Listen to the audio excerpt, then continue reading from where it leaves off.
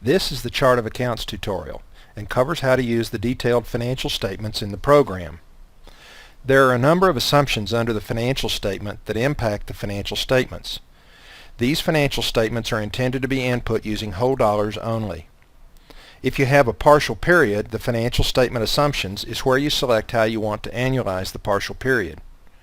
If you want cost of goods sold and inventory to appear in your financial statements, select this check mark.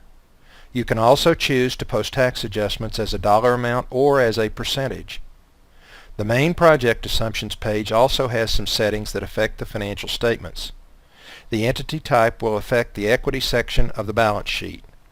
The first fiscal period ends date and the last fiscal period ends date affects the dates and the number of periods in your financial statement.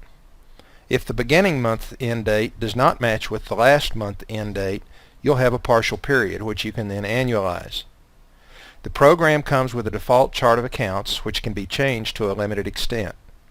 Start by entering data in the gray areas. The balance sheet should be used as is, but the income statement will accept up to 20 optional accounts, which you will enter in the historical income statement section. If you want to hide an account, select the Edit in Excel option and change the 1 to a 0 in the green border area. The account will be hidden when you return to the work view of the sheet. Do not add or delete accounts using the Edit in Excel utility. Entering the income statement is very much like entering the balance sheet. You enter data in the gray areas. You can change the titles by clicking on the title and then typing over it. You can control the number of income statement accounts by using the first option in the financial statement assumptions section.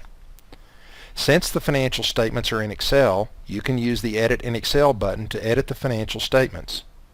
A warning will appear warning you not to edit the structure of the financial statements. In other words, you can format the financial statements in terms of fonts, underlines, dollar signs, etc. But be very careful not to edit the structure, because they're very easily corrupted. If you want to add accounts or delete accounts, use the operations from the program. Once the financial statements are in Excel, you can change the fonts, change the formats, and change the underlines. For example, if you want to change a number format to include dollar signs, bring up the Format Cell dialog in Excel. Select Currency and press the Enter button.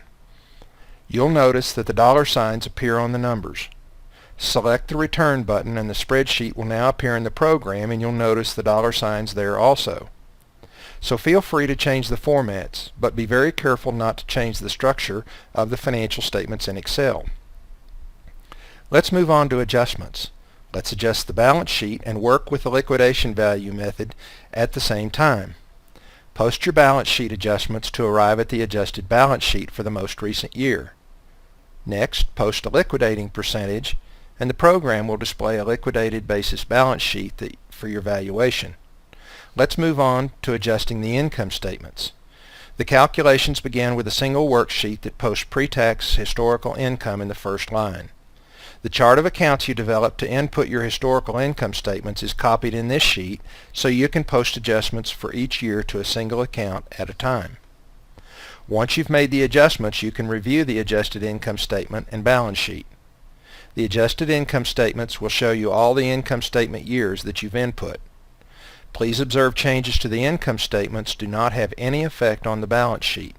Each type of statement is independent of the other.